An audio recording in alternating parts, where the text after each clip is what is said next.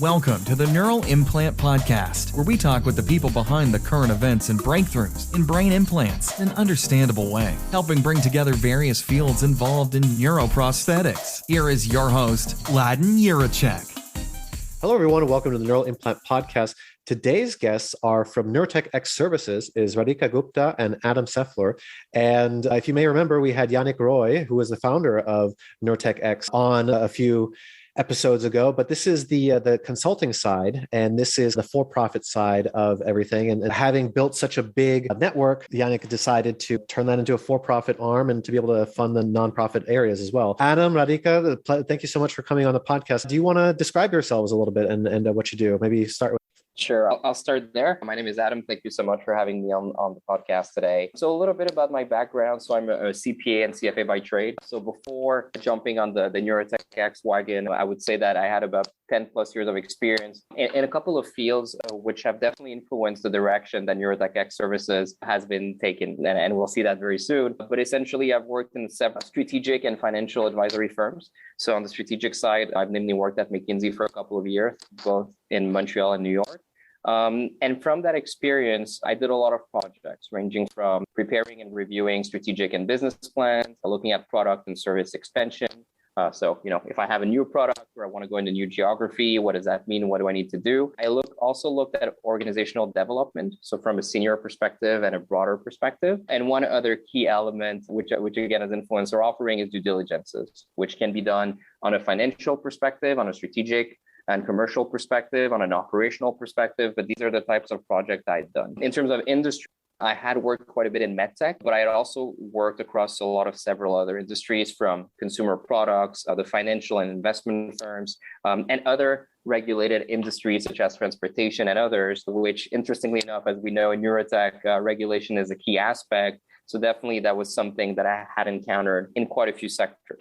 And finally, I would say that in terms of company sizes, I had worked as much with multi-billion-dollar companies to startups, local and international. And so I would say that this is a mix of experiences that have allowed me essentially to understand and to see a lot of the best practices from the larger companies and industries that had also had a lot of time to evolve, but also be very aware of the reality of startups and how that may differ. So this balance is definitely something that when I first met Yannick and the NeurotechX team had in mind, which is this is different because it's not just a young industry, it's a very young industry with a lot of startups, but there's still a lot of aspects and challenges that I believe we could essentially tackle with the NeurotechX community by adding a service offering. So maybe before I continue with the inception of NeurotechX Services, maybe I'll let Radhika introduce herself and then we'll get back to that.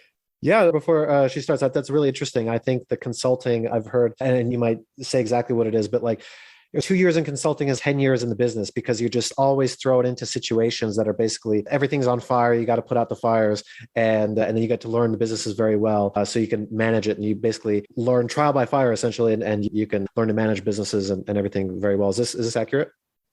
I think it's true. And personally, where I think I've been lucky is that I've had, as I said, the opportunity to work with different sizes of companies. And that also means that the challenges you're tackling are different, right, in different realities. And the level of pragmatism is also different. So sometimes if you work with bigger companies, you can have very elaborate solutions, but you know that they might not be implemented right away. And there's more leeway for broader methodologies and broader reports that you bring and a longer process to action. When you work with smaller companies, you're also put in situations, but the truth is you need to act very fast and it needs to work. It needs to be actionable and at a pace that's quick enough, and also something that the teams can actually do. I would say that not only is that true, but that the type of learnings that you have are very different depending not just on the industry, but on the company sizes. And that's also something that has definitely influenced the way we approach the different types of clients with Neurotech Services. Okay, very cool. Yeah, sorry, Radhika, do you want to go? Do you want to introduce yourself? Yeah, sure. As Adam and Yannick were working on NeurotechX Service, in my previous career, I was working at an investment fund. So the firm that I worked for was about a $400 billion Canadian pension fund here in Montreal. And I was helping them informally to start with. And then the more I worked with them, I felt that there was really an opportunity to enable meaningful connections across from the neurotechnology industry to both maybe other more traditional industry players and to the investor community as well. And that's why I came on and wanted to be part of the adventure. Yeah, that's really cool. So basically you guys met Yannick and then you really like what he was doing and he basically had all these unmet needs and you're like, oh, we can meet those needs. And is that kind of how that happened?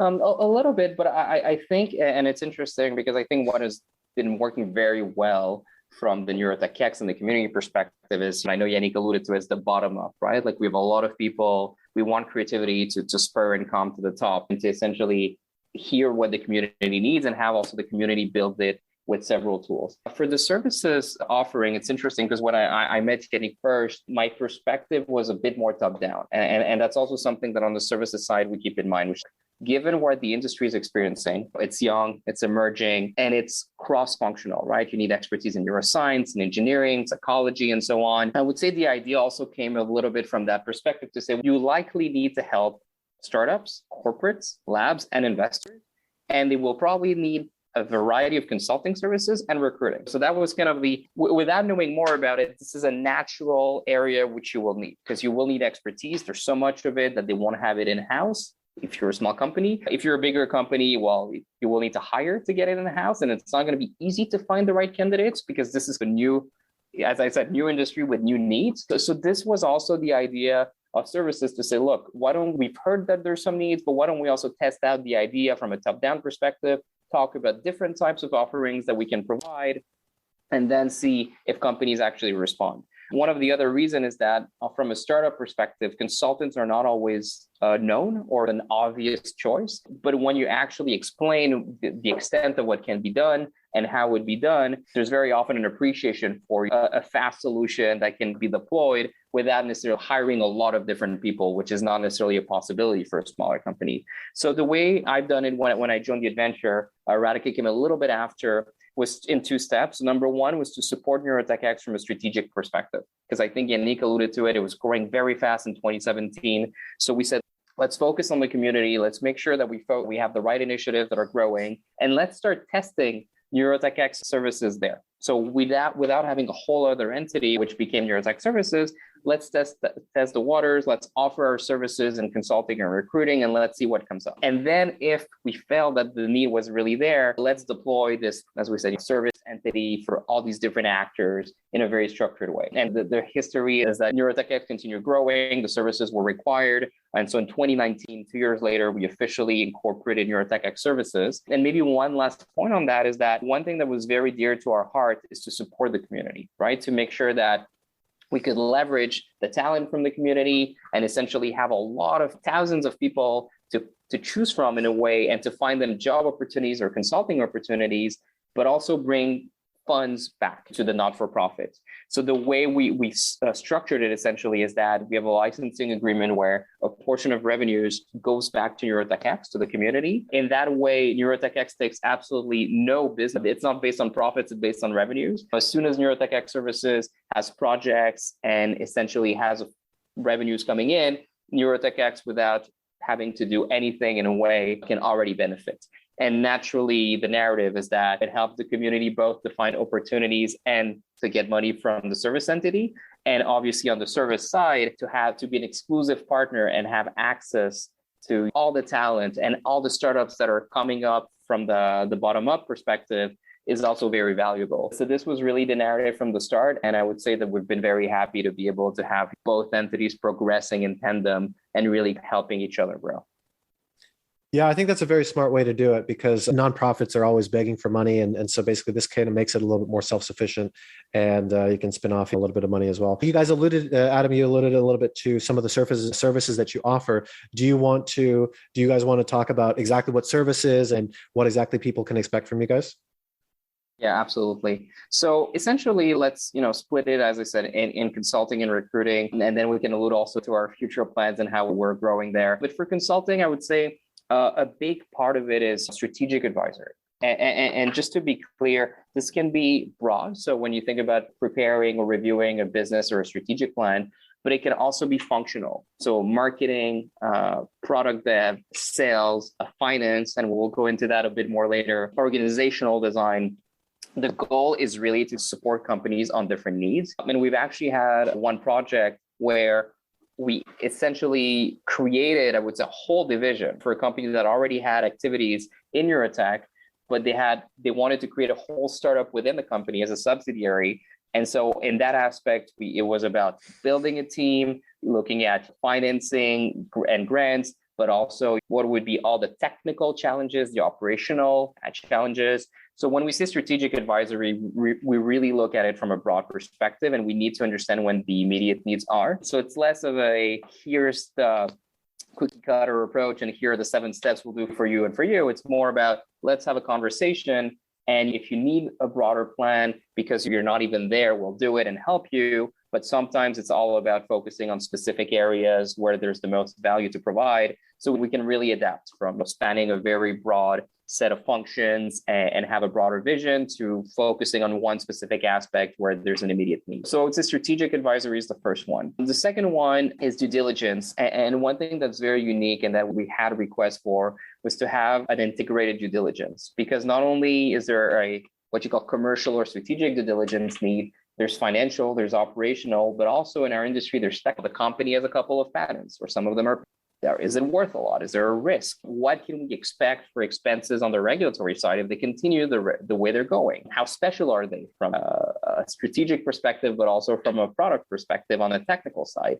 So in that regard, I would say pragmatism is key. And so we've developed what we call kind of a lightning due diligence, where we agree with, for example, a VC fund where the key risk areas are. And then we can literally have a due diligence which encompasses all those buckets, which is something that is typically not done, but for each bucket, focus on what really matters. Because these exercises can be very long, especially for smaller, like a seed investment is not to work for many weeks and have a very long report, but just to make sure that we hit all the key risk areas and essentially deliver value by identifying the key risks, providing some potential solutions, and really answering what the investors.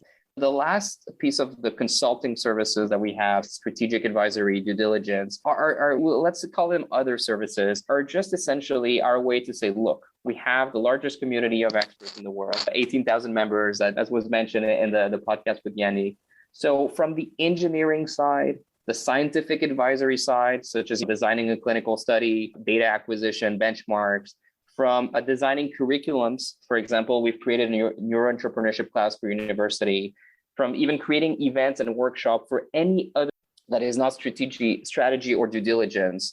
I could say that we can cover any need thanks to the large pool of members that we're very aware of them. We know who has what skill set. We have a proprietary database of talent. So based on that, we're just able to answer any need.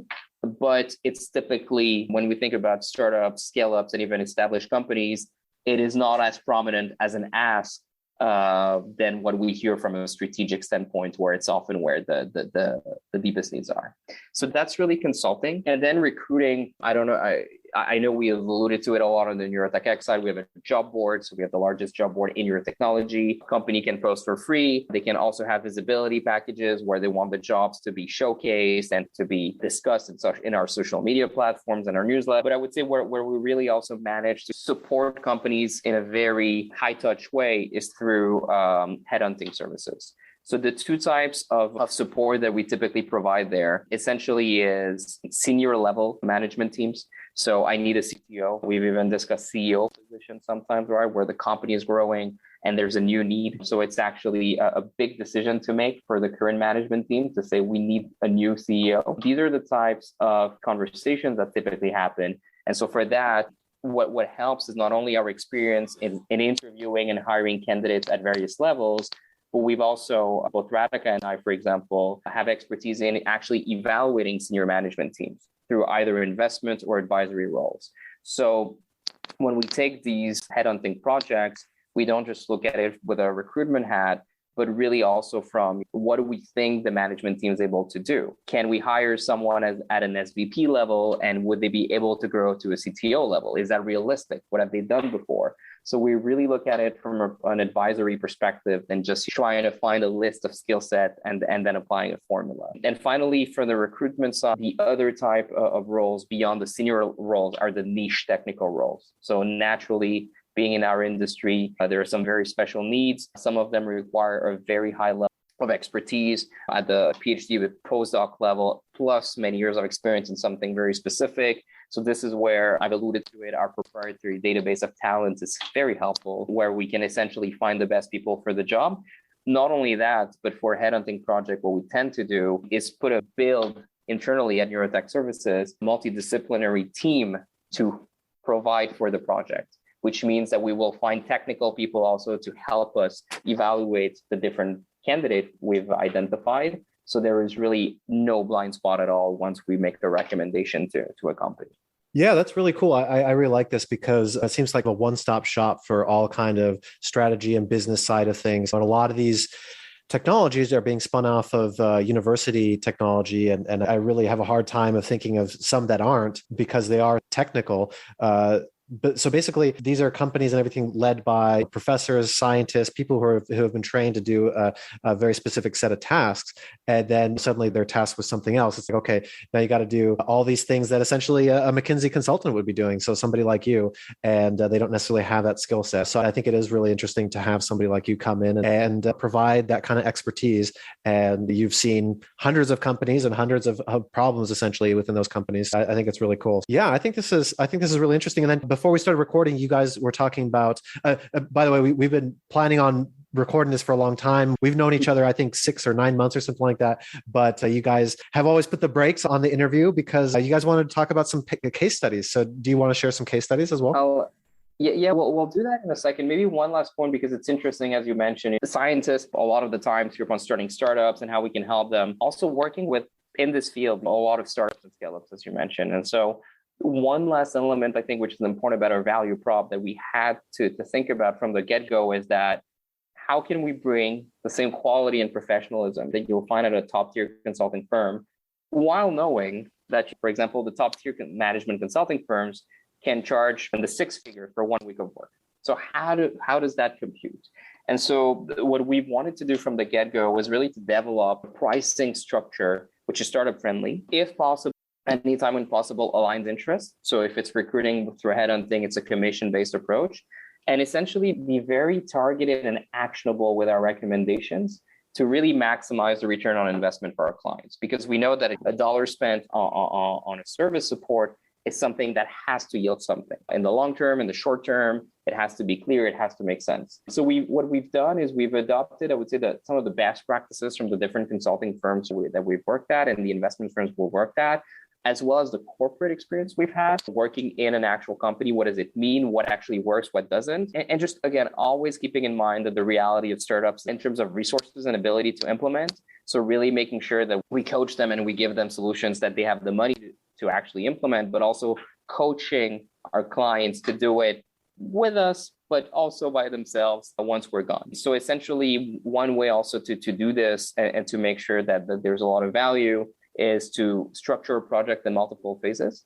So that way, or especially with the new clients, they can see how we work, they can see the value we provide. But one other thing that we've noticed works well is that after each phase, it provides an opportunity for the management team to discuss the recommendations with the investors and to make sure that all the stakeholders are aligned, with the recommendation, which, as you can imagine, can not reinvent the business, but clearly steer them in directions that will have a big impact on their growth. Pragmatism, not just through our recommendation, but through pricing and ensuring alignment with the different stakeholders has been another way in which we deliver services to make sure that startups can actually benefit from them to the highest point. Yeah. Okay.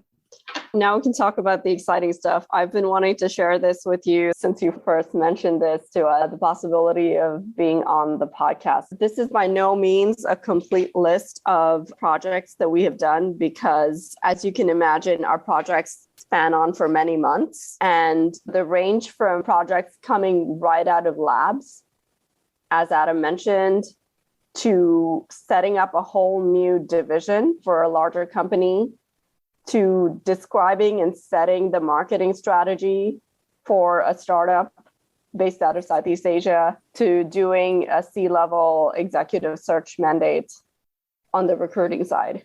But that's, as I said, that's by no means a complete list of projects we're working on. There's a lot more in our pipeline, and as we complete them, I'll be excited to share more about the kind of work we do. Yeah, very cool. So I guess the listeners can look through, but yeah, so there's some case studies and then I guess descriptions of what you guys have done, the different phases of the projects and next step, deliverable, context, everything like this. So I think this is really cool. If people are interested, they can look at some case studies of what you guys have been up to.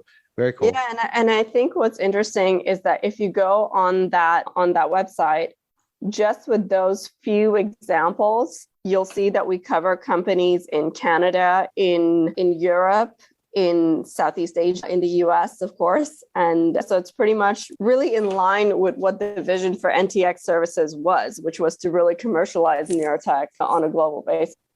Yeah, and for the business cases, also just one last point, we've really made an effort to describe the deliverable fairly precisely, because when you use words or strategy, marketing, it's very broad. So what does it mean? What have you actually done for them? And as we mentioned earlier, we really tried to provide a lot of points and elements that are actionable and can be used. So if you go on to the business case section, there are a lot of details actually about the cases, and the section is likely going to grow as we have also a few projects that are not even there yet. Well, definitely something we encourage listeners to look at and to get a sense of the type of work we do when we actually get involved with it. Yeah, definitely. And as you said earlier, this is early days. You guys got it basically started in 2019. And a lot of these things, by the time you can publish a case study, can take many months. Yeah, I completely believe this. And I think this is great that people will be able to see the scope of work and I guess success stories coming out of it too. Yeah, this is great. I'm glad that you guys have put this together. And then before we started recording too, we were talking about, you guys wanted to talk about the investment landscape, and things have really changed with investment in neurotech companies, especially with the pandemic and everything like this. And people may have seen now in the summer of 2021, there was tons of investment in various different companies, 10 million here, BlackRock got some, Synchron got some, Neuralink got some. So it just felt like you pretty much won the lottery if you were a neurotech company in the summer of 2021. So basically, having said all that, what's your guys' interpretation of everything, and how have you guys seen things change or the state of things in the last little bit? Yeah, so the last analysis we did on this is based on December data. But essentially, over the trailing 12-month period, there have been about 41 deals in the neurotech space, which is actually lower by about 16% than number of deals done in the previous comparable period. So 2021, January to December of 2021 versus January to December of 2020. Okay. But what is interesting, especially given the examples that you cited, is that the total capital invested in neurotech has actually grown by 200%. So it's essentially doubled compared to the previous 12 months. And I think that these numbers are biased a little bit upwards because of different companies, specific companies, largely because of the Neuralink and MindMaze investments, for example. Those kind of bias the numbers a little bit. But generally speaking, the total capital invested has increased, although the number of deals. Okay. And how about I don't know if you guys have this number, the median number, maybe that has stayed similar?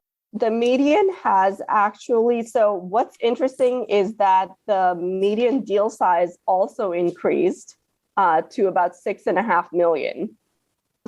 So when we look at the data over a longer period of time, what we observed is that, and our hypothesis is that this larger median deal size number could largely be influenced by reduced deal activity in the 2019 to 2020 period. And then the other thing that's really interesting, I think, for a neurotech company to know is that compared to other tech industries, what's really interesting is that the average age of a neurotech company at the time of the first raise is still higher when compared to other tech sector raises.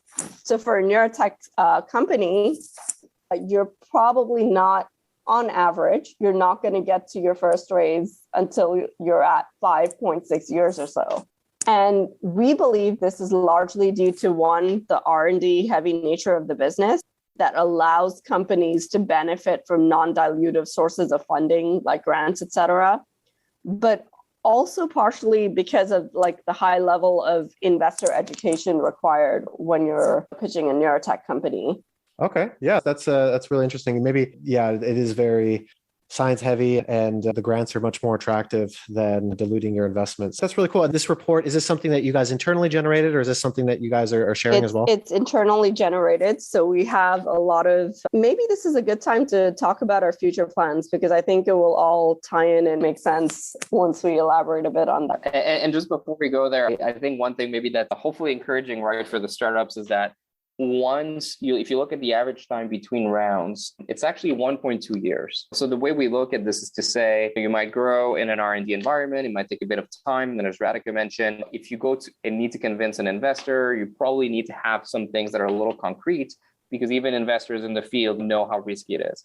But the moment you raise, it's typically 1.2 years, the average time between rounds. So essentially, if you got your seed round after getting quite a few grants and surviving all these years, you also got to be ready and to grow and to hit on the accelerator and then really get to your Series A and so on. And this is often we were talking about our services where recruiting comes in, where both investors and startup will come to us and say, now that we've got this money invested, we also don't have a lot of time to achieve quite a few milestones. So we really need to make sure that we add key players to the team. So that's also for the companies out there that are looking to raise. Once the raise is done, it's definitely time to accelerate, and investors are not going to sleep on that. They're definitely going to expect quite a bit of growth at a certain pace. Yeah, definitely. Maybe they've taken that first hit of cocaine. They like it. They speed everything's up and everything's moving fast, but it runs out pretty quickly. So you need the next hit. So yeah, do you guys want to talk about the next step for NeurotechX and what you guys are planning? Yeah, we're pretty excited to discuss these upcoming developments with you. So the first, as Adam mentioned, consulting, we established a baseline and our goal is to continue to grow and scale that portion of the business. One key priority area for us this year is the recruiting side of the business. And I don't want to tease you too much, but there'll be an announcement regarding a partnership in this area in a week or so. And essentially, what we realized is that talent attraction and retention is a very common problem for both startups and established companies in our network.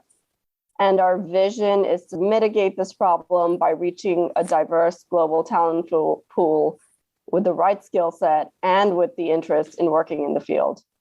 So as more startups are successfully raising, one of the first priorities for both investors and startups, as Adam mentioned, is hiring. And it's usually very key senior and or technical roles. The other thing that I know we've had lots of conversations about is related to fundraising. So we will likely be pursuing the regulatory path to expand our fundraising advisory services from a consulting model into a commission-based model sometime over the course of this year. Now, we're not committing to any timing on this because when you're working with regulators, you're not the one setting the pace. So we'll let you know as we get more updates over there. And essentially, as in line with kind of the discussions we've had before, in the same way that the medical industry is highly regulated, the financial industry is also regulated, and the regulation varies by geography. Our observation has been that a lot of non-finance professionals have positioned themselves as financial advisors in the space, especially when it comes to fundraising. For us as a firm, it was important to understand that it's a regulated activity and you have to comply with the law. So what we do in the meantime is that we support through a 3-phase project where we're compensated based on time and hours, where we provide strategic and financial advice to get the companies ready for the raise. And then we share a contact list of investors. We don't do any activities that constitute securities selection, solicitation. Yeah, and quickly on that, as we're growing and getting that way, we've tried a couple of projects. We've tried many projects, and what's great is they span a lot of different expertise. We've done quite a few recruiting projects, consulting projects. We've helped, as Radhika mentioned, through a 3-phase approach for fundraising. So now's the time where we know that beyond leveraging the community, which we've done quite a bit and had a lot of expert consultants on different projects, hiring also has to grow. And what's great, to be honest, is being uniquely positioned in our field, we see a lot of people, we meet a lot of people, and we've had a lot of people before even opening the gates that said, look, if there's ever any opening, we do want to work with you. So if there's anything we can do, that would be great. What was going to happen is we're going to start hiring selectively though. So across seniorities. So from, I would say, the internship level to senior roles, we will need to essentially beef up the team. Our preference is to build a strong team of generalists with a strong academic background in relevant scientific fields and train them on the business skills, both from the different expertises and different, I would say, framework that we've built and approaches, but also because we can provide a lot of training, and we've never been shy on spending on resources. So we'll make sure that whoever is in our team gets whatever they need to be able to do their work. And also knowing, once again, that we have the NeurotechX network. So we have thousands of niche professionals with a lot of expertise that we can reach out to and have us help. But we need very strong generalists to be able also to collaborate with these experts. I would say that one way that we're trying to recruit differently is we have a value proposition, which is different for employees. So we're I would say fairly flexible with the working hours. We have an opportunity to bring people on many different projects at once, variety of projects, and essentially, as we're recruiting for different roles, we'd encourage anyone listening to the call to reach out if they believe there might be a potential fit. And another way that we're growing beyond hiring, as we said, is proprietary tools and proprietary database of VC investors in this field. Proprietary databases also of qualified candidates for the recruiting and the consulting activities. We've also spent in acquiring databases. Also, data is very valuable, so we don't shy away from spending if need be to provide the most value. And maybe one last point that I would say from how we're getting there is the partnerships. So Radhika alluded to a partnership that will be announced soon on the recruiting side.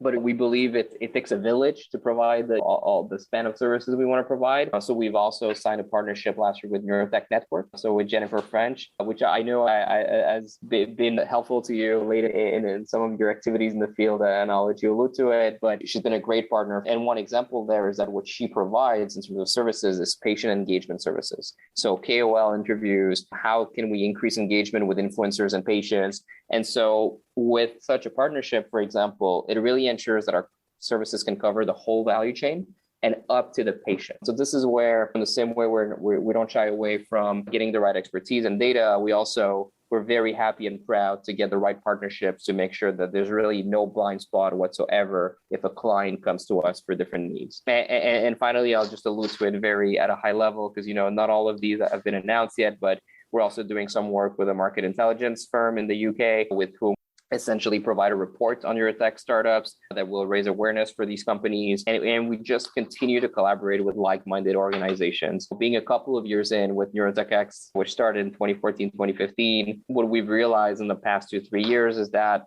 there are a couple of companies in Neurotech and or adjacent fields that have known each other for years, that have been able to not just survive, but grow. And when we talk to each other, it's actually very friendly. And we all have similar objectives, if not the same in many cases. So for Neurotech services, we've really kept that mindset of collaboration in order to build offering that can help any company, rather than trying to compete on different levels when there are clearly players, like I mentioned, Neurotech Network, which have deep expertise in an area that's definitely complementary to what we already offer. Yeah, definitely. And I really much enjoy your collaborative nature, because this is my predisposition as well. This is something that I really believe in. That's the point of the podcast. And even in my work, I've been trying to do this as well. So I think this is really cool. Adam, Radhika, this has been excellent. I think this has been a great overview about who you guys are, your background, what you guys offer. Is there anything that we didn't talk about that you wanted to mention? No, I don't think so. I think we covered it all. Thanks, Leighton. No, all good. Okay. Thank you so much. I think this has been great. And yeah, I can't wait to have you guys on in a year or two to hear some more case studies, and maybe we can talk about some other things that you guys have uncovered or other collaborations as well. Yeah, very excited. Always happy to talk to you. Thank you. Hope you enjoyed the show and were able to learn something new, bringing together different fields in novel ways. Until next time on the Neural Implant Podcast.